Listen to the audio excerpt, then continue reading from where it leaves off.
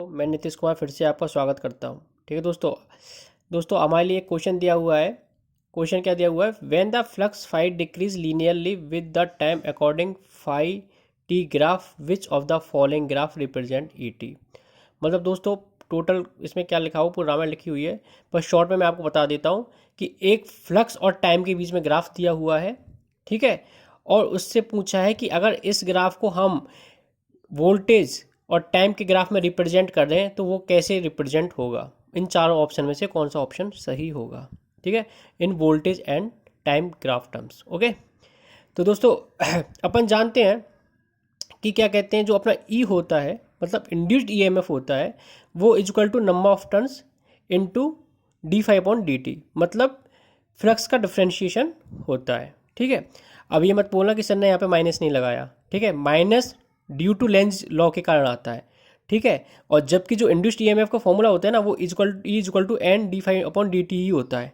ठीक है, इसमें ज़्यादा दिमाग लगाने की जरूरत नहीं है, खाली इतना सोचना है कि अपना जो इंड्यूस्ड ईएमएफ का फॉर्मूला होता है वो होता है equal to N D five upon D t. ठीक है, अब दोस्तों ये अपने लिए फंक्शन दिया हुआ है, ये अपने लिए फंक्शन दिया हुआ है रैंप फंक्शन। ठीक है, आपको पता होगा, आप जानते भी होंगे कि अपने फंक्शन होते हैं वो 4 तरह के होते हैं। ठीक है, 4 टाइप्स ऑफ फंक्शन।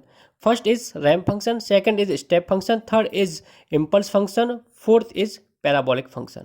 ठीक है, तो दोस्तों इसमें क्या होता है कि इन फंक्शन का इंटीग्रेशन डिफरेंशिएशन भी होता है। जैसे मैंने रैंप फंक्शन का डिफरेंशिएशन किया तो हमें मिलेगा स्टेप, स्टेप का डिफरेंशिएशन किया तो इम्पल्स मिला। अगर मैं इसका वाइस वर्सा करता हूँ कि इम्पल्स का इंटीग्रेशन करता हूँ तो मुझे स्टेप मिलेगा, स्टेप का इंटीग्रेशन करता हूँ मुझे रैंप मिलेगा। ठीक है, तो रैंप इस तरह का होता है जिसका स्लोप होता है कोई ना कोई। ठीक है, स्टेप ये होता है जो अपने जीरो से ओरिजिन से स्टार्ट होता है, एक स्टेप बाय स्टेप, जैसे स्टेयर होती है ना उस तरह से ये बनता चलता है। ठीक है, और इम्पल्स ओरिजिन पे एक सीधी लाइन होती है।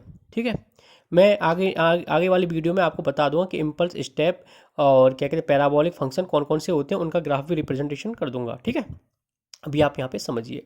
तो आपके लिए फ्लक्स और टाइम का ग्राफ दिया हुआ है। ठीक है, इसको ई और टी के में रिप्रेजेंट करना है, ई और टी के ग्राफ में रिप्रेजेंट करना है। ठीक है, तो ई के में रिप्रेजेंट करने के लिए ग्राफ का डिफरेंशिएशन करना पड़ेगा। ठीक है, ग्राफ का डिफरेंशिएशन करना पड़ेगा। ये कौन सा ग्राफ है? ये रैंप। इसकी एक शॉर्ट ट्रिक ये भी है कि ये रैंप ग्राफ है, इसका डिफरेंशिएशन कर दिया तो इसमें स्टेप ग्राफ कौन सा है? ठीक है, स्टेप ग्राफ सेकंड है, तो direct answer second is right answer. ठीक है, बट मैं आपको कंसेप्चुअली समझाऊंगा इसको। ठीक है, अब जैसे अपनी अपने लिए रैंप फंक्शन दिया हुआ है, अब अपन इसका डिफ्रेंशिएशन करेंगे, तो डिफ्रेंशिएशन करेंगे। अब अपन इसका यहाँ पे अपने लिए अगर हम इसको यहाँ पे आगे बढ़ा दें, ठीक है, सपोज डैट, ठीक है, तो यहाँ पे अगर अपन इसको आगे, मैं 1 मिनट आपको समझा ही दूँ कि जैसे इसको यहाँ तक कर दिया इस वाले को, सपोज डैट। ठीक है, अब यहाँ पे कोई ग्राफ है, कोई ग्राफ नहीं है, तो यहाँ पे स्लोप कितना है? 0। ठीक है, यहाँ तक स्लोप अपना 0 है। फिर यहाँ पे अपना जो स्लोप है, ठीक है, ये अपना स्लोप पॉजिटिव हो रहा है, फिर पॉजिटिव से यहाँ नेगेटिव होगा, पहले यहाँ 0 होगा फिर यहाँ नेगेटिव में जाएगा। ठीक है, अब इसका डिफ्रेंशिएशन करेंगे तो 0 पे कोई ना कोई स्लोप है 0 पे। ठीक है, 0 से लेकर T0 तक के बीच में कोई ना कोई स्लोप है। ठीक है, अब इसका आप डिफ्रेंशिएशन करोगे तो कोई ना कोई वैल्यू ही वो स्टेप में आएगी 0 से लेकर T0 तक। ठीक है, और जो आपका रैंप ग्राफ है वो स्टेप में ऐसे रिप्रेजेंट होगा। अगर T0 के बाद भी कुछ होता, सपोज डेट T0 के बाद और ये ग्राफ आगे बढ़ता हो, ठीक है, यहाँ पॉजिटिव से यहाँ 0 हुआ, 0 से नेगेटिव होता, तो यहाँ पे सेम स्टेप उसी के लिए नेगेटिव में आगे प्रोसेस करती। ठीक है, तो ये तो हुआ हमारा फंक्शन 5t को ई में रिप्रेजेंट करना।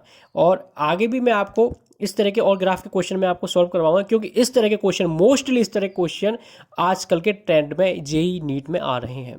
ठीक है, तो इसको आप थोड़ा ध्यान से ज़रूर समझना। Okay, thank you.